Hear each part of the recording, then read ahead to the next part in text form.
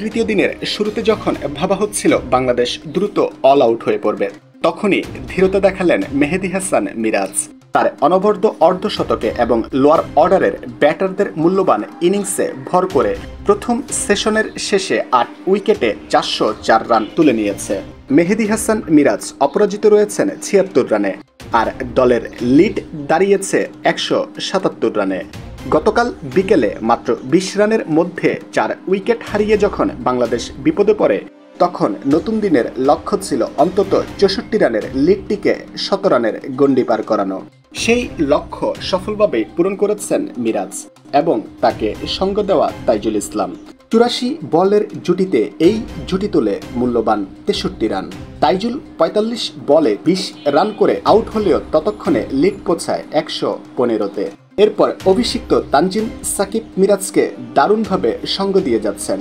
তাদের নবম wicket জুটিতে lunch বিরতির আগেই এসেছে ৬২ রান। তানজিম ব্যাট করছেন ২৯ রানে, মিরাজ ৭৯ বলে ৫০ পূর্ণ করে এখন আরও বড় ইনিংসের দিকে এগোচ্ছেন। সকালের সেশনে প্রতিপক্ষের পক্ষে একমাত্র সাফল্য এনে দিতে পেরেছেন লেগ স্পিনার ভিনসেন্ট মাসেকিসা, যিনি তাইজুলের উইকেট তুলে নেন।